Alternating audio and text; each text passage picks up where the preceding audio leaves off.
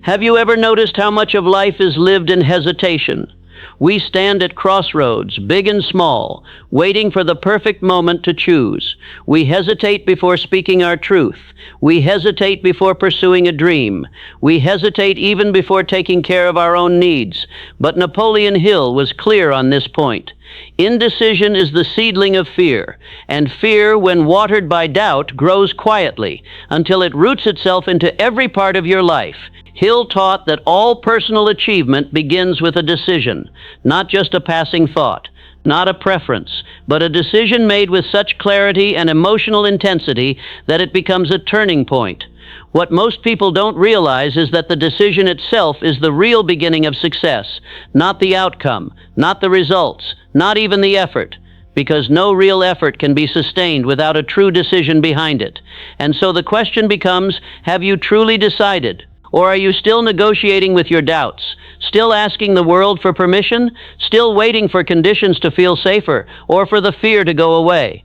When Hill wrote Think and Grow Rich, he studied hundreds of successful men, Carnegie, Ford, Edison, and he found a common pattern: decisive action, often in the face of uncertainty. They didn't know how everything would unfold, but they decided anyway.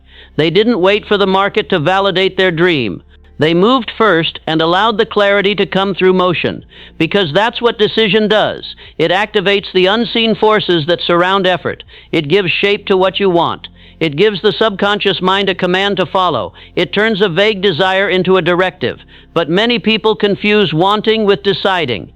Wanting is soft. It's comfortable. It allows excuses. Deciding is different. It comes with consequences. It requires commitment, even when the path becomes inconvenient or unclear. It's the moment you close the door to everything else that weakens your direction. Hill put it bluntly: successful people make decisions quickly and firmly. Unsuccessful people make decisions slowly and change them often. This doesn't mean being reckless. It means being aligned. It means knowing what matters most to you and being willing to choose that, even when no one claps, even when fear visits, even when doubt tries to disguise itself as logic. Ask yourself, what have I delayed deciding? What have I left floating in my mind? A wish, a maybe, a someday, and more importantly, what would my life look like if I removed the exit door and committed fully? Because here's the truth: the world does not respond to potential, it responds to decision. It respects those who move with intention. It opens up to those who carry themselves as if what they want is already set in motion. And there is a kind of peace that follows real decision, not because the path becomes easier, but because the mind becomes quieter. The inner war ends. You no longer negotiate between two lives, the one you live and the one you dream about. When you decide, really decide, you begin to think differently. You begin to speak differently. You begin to align your time, your energy, your standards with the life you have claimed as yours. And in that alignment, you begin to access a power that many spend their lives wishing for, without realizing that it was never a matter of more knowledge, but of more conviction. So let this be your quiet revolution, not a loud declaration, not a public promise, but a private internal vow. I have decided. And if you truly mean it, everything will begin to reorganize around that decision. Not overnight, not perfectly, but progressively. Because life honors the person who stops asking and starts claiming. Once a decision has been made, the next battleground is not the world around you, it's the world within. Because every decision you make, no matter how strong, will be tested. And the first test always comes from your own thoughts. This is where most people lose the momentum they've just claimed. They decide to change their lives, and then they allow their internal dialogue to argue against it. They decide to rise, but their thoughts whisper doubt. They make a bold move, but within minutes their mind starts playing the same old loop. What if it doesn't work? What if I'm not ready? What if I fail like last time? Napoleon Hill wrote extensively about this hidden conversation. He called it one of the most powerful forces in the universe. Autosuggestion, the process by which we repeatedly tell ourselves who we are, what we're capable of, and what we expect from life. And the most important part, the subconscious mind doesn't question it. It doesn't evaluate whether your inner dialogue is true or false, helpful or harmful. It simply accepts repeated statements, especially those charged with emotion, as truth. This means your self-talk is not commentary. It's instruction. It's a command to the very system that shapes your reality. So ask yourself, What have you been repeatedly telling yourself? What's the tone of your internal voice? Would you trust someone who speaks to you the way you speak to yourself? This is not a small question, because if your inner dialogue is full of fear, criticism, hesitation, and shame, then your actions will always reflect those beliefs, no matter how motivated you are. He'll put it this way: you become what you think about most of the time, but it's not just the thoughts themselves that matter, it's your relationship to them. Are you aware of the stories running in the background of your mind, or have they been playing so long that you've mistaken them for reality? For example, many people carry mental scripts they never chose. I'm not good with money. I'm too old to start. I don't have what it takes. Things never work out for me. They didn't consciously decide to believe these things. They absorbed them from past experiences, from family patterns, from school, from failure. But repetition turned them into rules, and now those rules govern their lives. But here's the good news. Anything learned can be unlearned, and anything repeated can be reprogrammed. He'll emphasize that autosuggestion works both ways. You can feed your subconscious doubts, or you can feed it strength. You can say, I always give up, or you can say, I'm learning to persist. You can say, I'm not ready, or you can say, I'm getting stronger every day.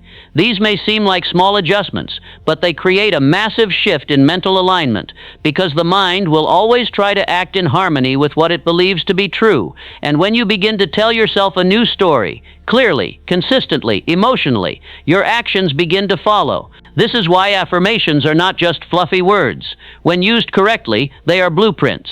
They tell your inner world where to go, what to prioritize, how to interpret events, and what to expect from the future. But affirmations only work when they're paired with intention, emotion, and repetition. They are not magic spells. They are declarations of identity. They are statements of personal leadership. So instead of saying, I want to be disciplined, say, I am someone who follows through. Instead of saying, I wish I had more confidence, say, I act with clarity, even when I feel uncertain. Hill understood that the mind can be molded, but only by persistent influence. Not once, not occasionally, but daily. You brush your teeth daily. You eat daily. You move your body daily. Why would you not train your mind daily when it controls every decision you make? Self-talk is not optional. It's happening whether you guide it or not. And if you don't guide it, the world will do it for you, with its fears, its limits, its noise. This is why taking ownership of your inner language is not just useful, it's essential. It's the beginning of self-leadership.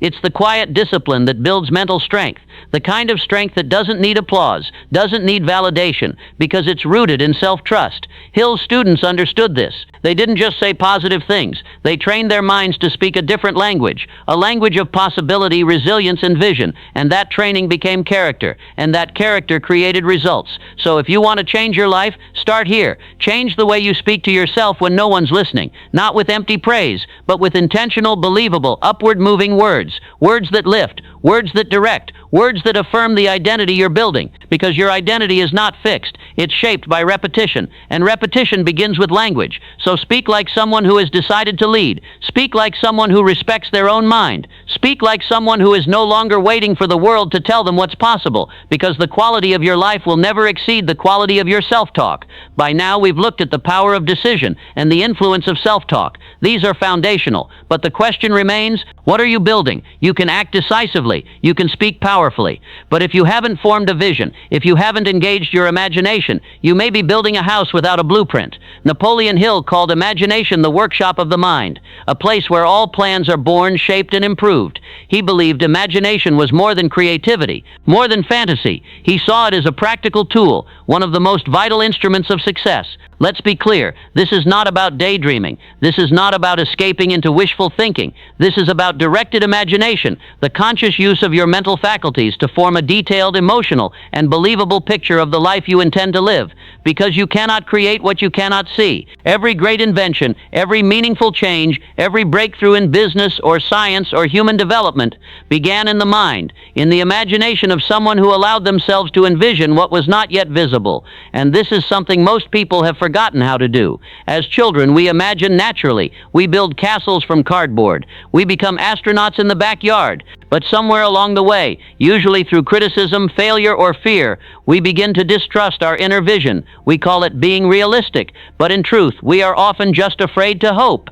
Hill knew this well. He wrote, "Imagination is literally the workshop wherein are fashioned all plans created by man. In other words, before action there is always vision. Imagination provides direction. It answers the question, where am I going? And more importantly, what does it feel like to be there? Because the subconscious mind responds to emotion, not logic. It listens to images, not theories. And when you imagine something with enough detail and enough emotional weight, you begin to rewire the way your brain interprets possibility. That's why high performers, athletes, entrepreneurs, leaders, they don't just train their skills, they train their imagination. They rehearse success in the mind until the body and spirit begin to believe it is inevitable. This is not superstition. This is psychology. This is how the brain processes repeated imagined experiences. It begins to treat them as real. But Hill warned that imagination can work for you or against you. If you use your imagination to rehearse failure, worry about what could go wrong, replay past pain, or amplify self-doubt, then imagination becomes a prison. Your mental images become barriers. Your thoughts become self-fulfilling prophecies, and your potential becomes buried beneath the rubble of false expectations.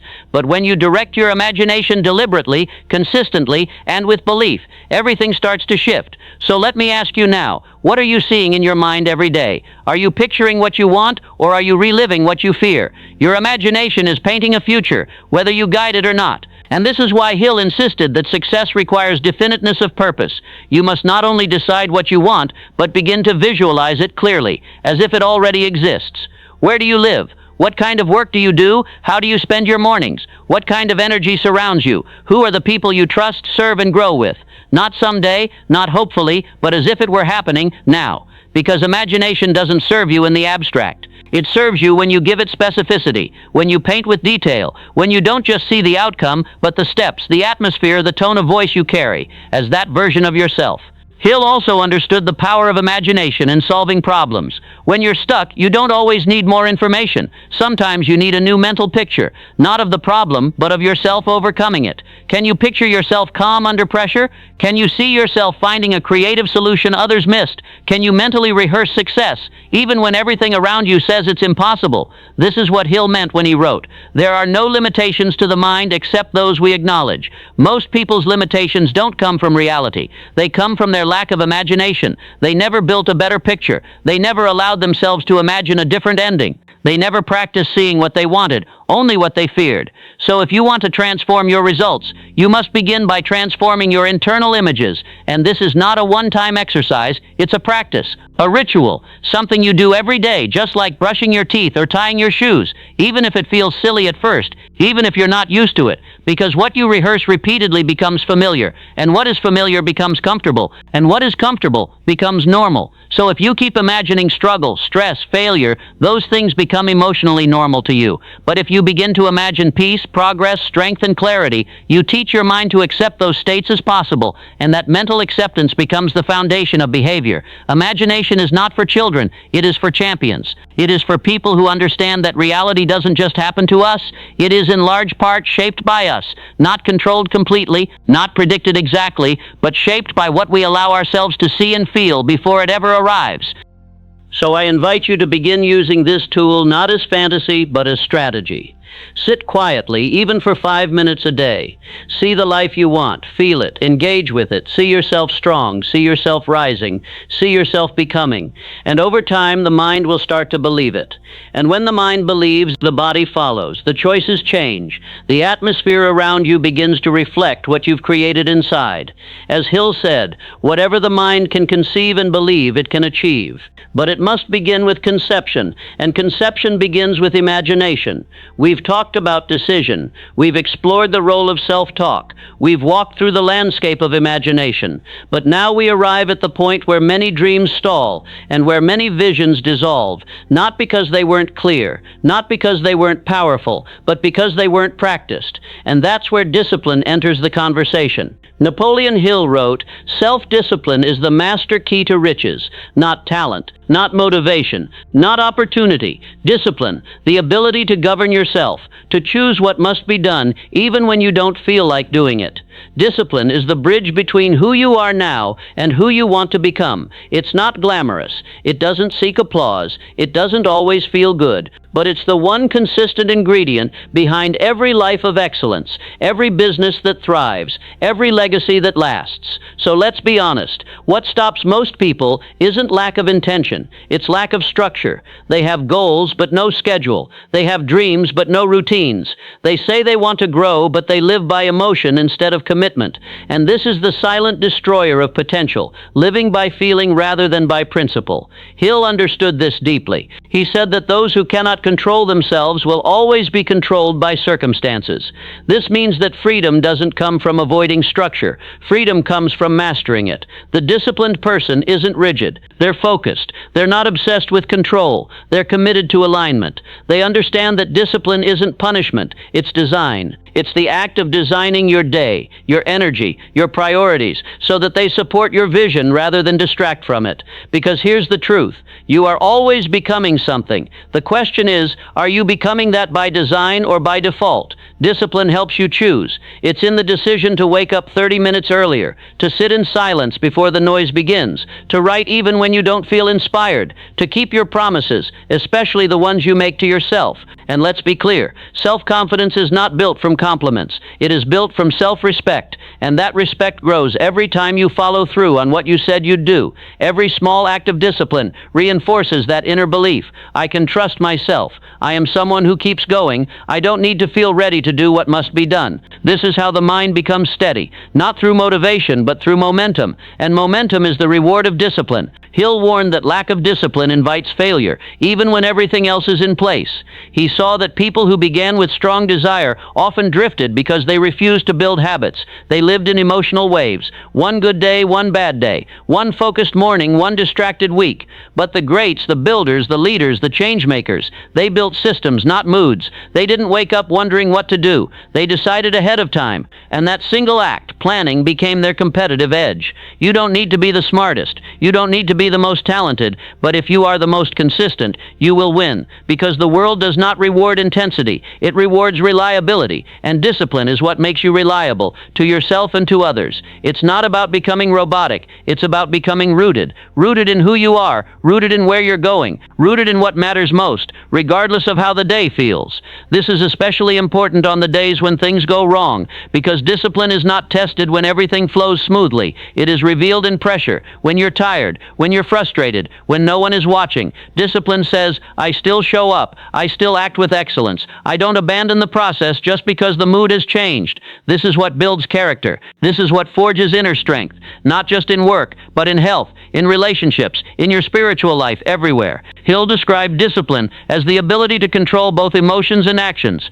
That means discipline is not just about productivity. It's about emotional maturity. It's the choice not to speak when you're angry, to listen when you want to react, to stay focused when distraction offers a quick escape. Discipline isn't always visible, but its absence is. And that's why building it must become non-negotiable. Start small. Don't try to conquer your whole life in a day. Begin with one habit and build from there. Wake up with intention. Speak to yourself with clarity. Take action toward your vision. Track your patterns. Protect your energy. And do it whether you feel like it or not. That is the essence of self-leadership. And that is the path to a mind that can't be shaken by noise, delay, or difficulty. Because when you are disciplined, you stop waiting for permission. You stop blaming the world for your inconsistency. You start taking full ownership of your time, your thinking, your actions. And slowly, day by day, you create an identity that doesn't need to be motivated, because it has been built on habits. And identity built on habits is unbreakable. So ask yourself, what kind of person do I want to be? Not in my imagination, but in my daily life.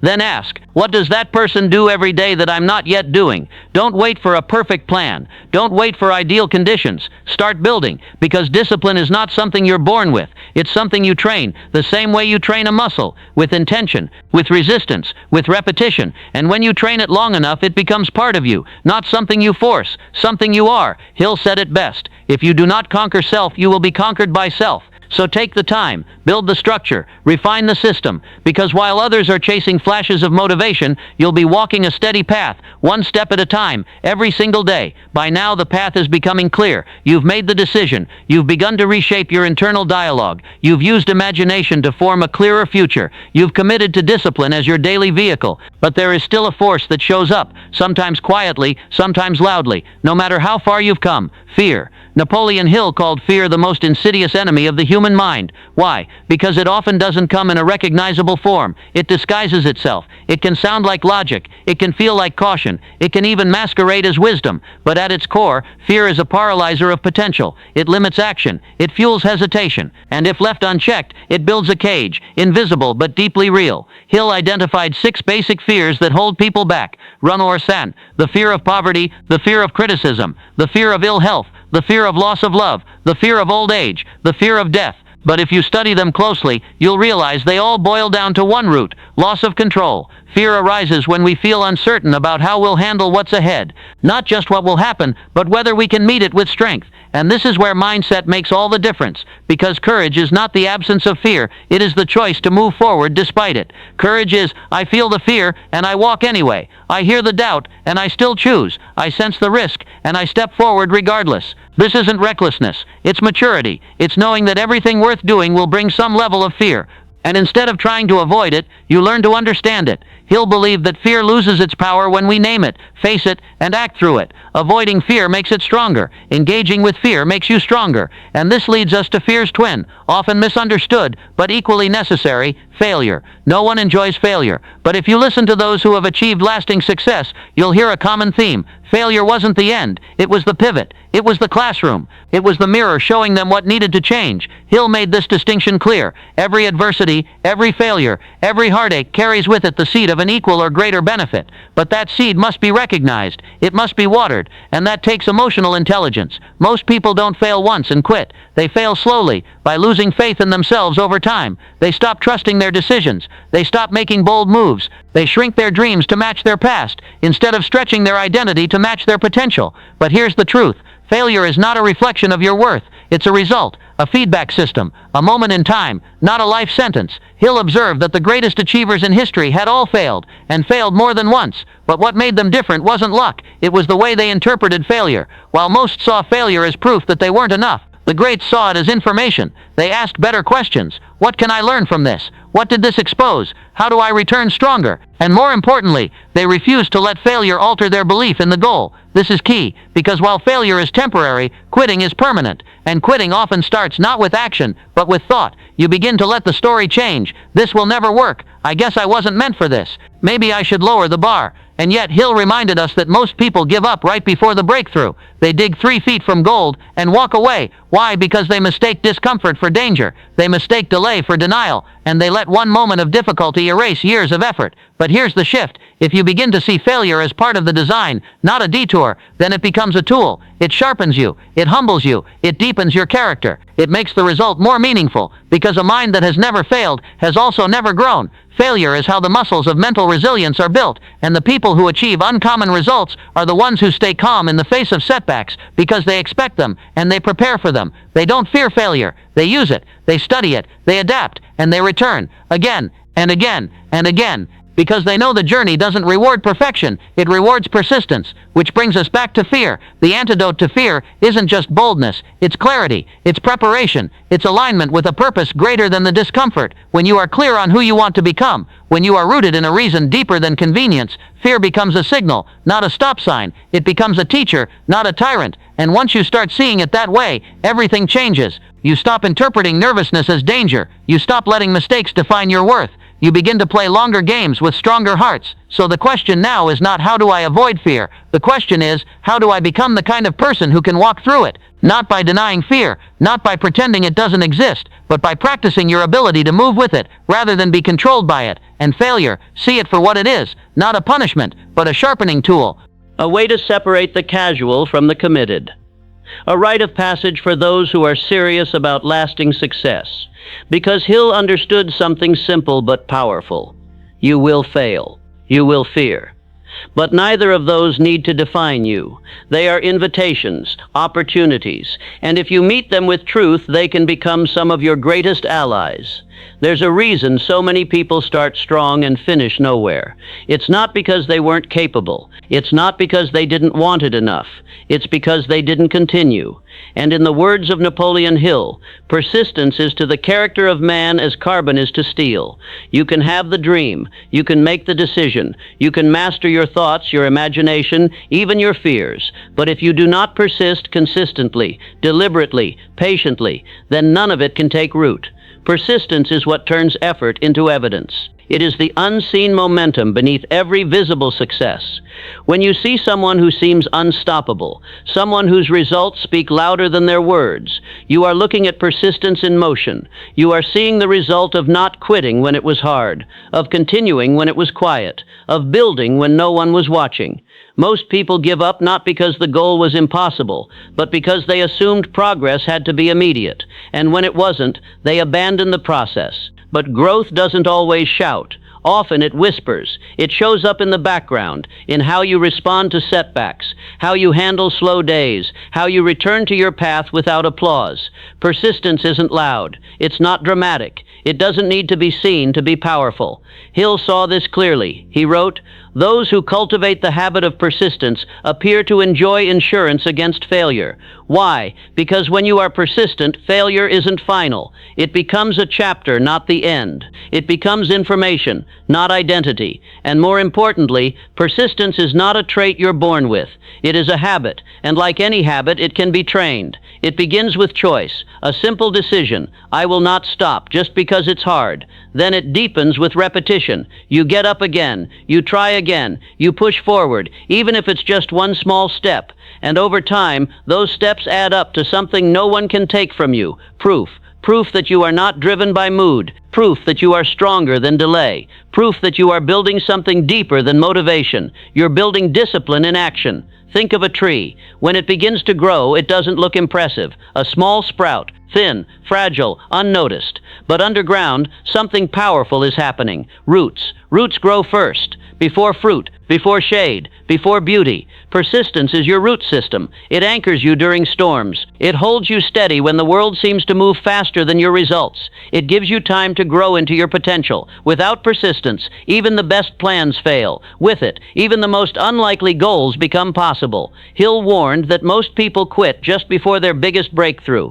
They don't fail because they lacked something. They fail because they stopped showing up. The reason? They believed something false. If it's not happening fast, it must not be working. But the truth is, real growth is rarely visible at first. Think of water boiling. At 99 degrees, nothing seems to be happening. But at 100, a shift, a transformation, a new state. That's how progress works. Your persistence builds pressure. Then one day, a shift. Not magic, not luck, just a reward for not giving up too soon. So ask yourself, are you building pressure with your actions, or are you releasing it too early by stopping and starting? Persistence doesn't mean doing the same thing forever. It means staying committed to the outcome, even if the path needs to evolve. You adapt, you adjust, but you do not abandon. Hill wrote that persistence is a test. It separates those who wish from those who will. It reveals who is playing short-term games and who is building something lasting. And yes, persistence can be lonely. Sometimes no one understands why you keep going.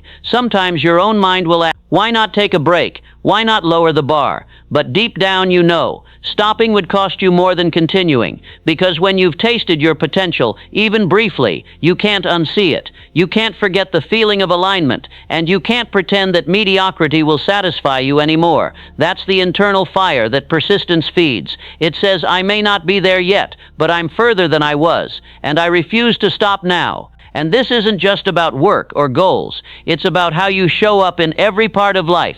Persistence in learning, persistence in character, persistence in relationships, persistence in health, persistence in becoming the person you told yourself you would be. Because when you're persistent, you become trustworthy to yourself. And that is where confidence lives. Not in praise, not in easy wins, but in the quiet knowing, I keep showing up, even when no one sees, even when nothing seems to be moving. even when I question the timeline. This is how resilience is formed. This is how endurance is earned. This is how a legacy is built, not by speed, but by staying. So if you've been tempted to quit, if your dreams feel far, if progress feels slow, remember this: you are not behind, you are in process, and the process is working as long as you keep going. Don't measure yourself by the results you can see today. Measure yourself by the effort you commit to every day, because effort sustained over time becomes excellence, and excellence, quiet, persistent, faithful excellence, never goes unrewarded. Hill was clear: victory is always possible for the person who refuses to stop fighting. So choose persistence, choose to return, choose to keep watering the vision, even if it hasn't bloomed yet, because it will. And when it does, you'll look back and realize it wasn't the result that changed you, it was the persistence that shaped you. Here is the seventh and final 200-word chunk of your long-form motivational voiceover script. This section explores environment, a critical but often overlooked principle in Napoleon Hill's philosophy, as the atmosphere in which your mind, habits, and outcomes are shaped. This leads naturally into a powerful and reflective conclusion. The ecosystem, environment as the shaper of your mind. You've made decisions. You've trained your self-talk. You've envisioned the life you want. You've built discipline. You've faced fear. You've kept going, even when it was hard. But now comes a quieter force, one that shapes all the rest, often without your permission: your environment. Napoleon Hill knew that no mind is formed in isolation. He called it the mastermind principle, the idea that two or more minds, aligned in harmony, create a third and more powerful force. But he also warned that this power cuts both ways. Just as uplifting people and ideas can expand your thinking, negative influences can shrink it. And this is where many lose momentum. They surround themselves with voices that drain instead of energize. They live in environments that reinforce who they used to be, not who they're becoming. Because your surroundings don't just reflect your standards, they reinforce them. Your physical space, your relationships, the media you consume, the conversations you allow, the habits you permit. All of these create an emotional and mental atmosphere, one that either supports your evolution or slows it down. Hill was clear: the human mind becomes magnetized with the dominating thoughts which we hold in our minds, and these magnets attract to us the forces, the people, the circumstances of life, which harmonize with the nature of those dominating thoughts. But here's what that means practically. If your environment is chaotic, your thoughts will mirror that chaos. If the people around you speak only of limits, you will start to speak that way too. If your social feed is full of noise, your goals will start to blur. If your inner circle normalizes mediocrity, your standards will silently drop. This doesn't mean you need perfection around you, but it does mean you need alignment. You need to protect the soil in which your identity is planted, because even the strongest seed won't grow in toxic ground. And this isn't just about people, it's also about systems. The way you organize your life, the energy of your space, the rhythms of your day. These all communicate messages to your mind about what's important, what's urgent, what's worthy. Ask yourself, does my environment make it easier to live the life I want, or does it quietly reinforce the one I'm trying to leave behind? Look at your desk, your bedroom, your schedule, your digital world. What are they whispering to your subconscious every day? Hill believed that environment must be designed, not inherited. You don't have to live by default. You can shape the space where you grow. You can surround yourself with people who stretch you. You can reduce the noise that distracts you. You can add reminders of who you're becoming. You can create rituals that ground you in purpose. Every detail matters because it becomes a cue, a trigger, a signal. Over time, those signals become norms, and your norms shape your behavior, whether you're aware of it or not. That's why building a powerful environment is not a luxury, it's a strategy. Hill even advised people to be deliberate in their associations, to spend time with those who have courage, clarity, and conviction. Why? Because mental strength is contagious. Just as negativity can infect your mindset, determination can strengthen it. You don't need a perfect tribe, but you need at least one voice that reminds you you're not crazy for dreaming bigger. You're not alone in your hunger for growth. You're allowed to expect more from life. If you don't have that right now, become that voice for yourself. And then over time, you'll begin to attract those who share the same frequency. Because the more clearly you walk in your truth, the more your environment will shift to match it. This is how transformation becomes sustainable, not through isolated effort, but through an ecosystem that supports it. So take inventory. What's helping you move forward? What's holding you back? And remember, you don't have to fix everything at once. Start small, remove one distraction, add one trigger for focus, reach out to one person who lifts you. Over time, those small changes compound, and suddenly you're not just pushing uphill anymore, you're walking a path that's built to carry your growth. And now we return to you. Because through all these principles, decision, self-talk, imagination, discipline, fear, persistence, environment, there has been one constant: you. Your will, your attention, your choices. Napoleon Hill said it simply: you are the master of your destiny. You can influence, direct, and control your own environment. You can make your life what you want it to be. That's not a slogan. That's a truth, waiting to be lived. And you don't need to feel ready. You don't need to have all the answers. You simply need to begin again and again and again. Because greatness is not built in a moment. It is built in layers, layered with thought, with intention, with action, with alignment. There is no single decision that will change everything, but there is a daily decision that changes who you become. So as you walk forward, carry this with you. You are allowed to think big. You are allowed to rise above your past. You are allowed to speak powerfully to yourself. You are allowed to build new systems. You are allowed to persist, even when it's quiet. You are allowed to protect your mind like a treasure, because it is. And the moment you stop waiting for permission, for approval, for certainty, that's the moment you begin to live like someone who already knows. The power was never out there. It was always in here, in you. Let that truth guide your next step. Let it shape your next word. Let it inform how you wake up tomorrow. Because your life doesn't respond to what you wish. It responds to what you believe and how boldly you choose to act on that belief. And when your belief becomes unshakable, when your discipline becomes routine, when your environment becomes aligned, you won't just change your life. You'll change the lives of those around you just by being fully, unapologetically, and persistently you.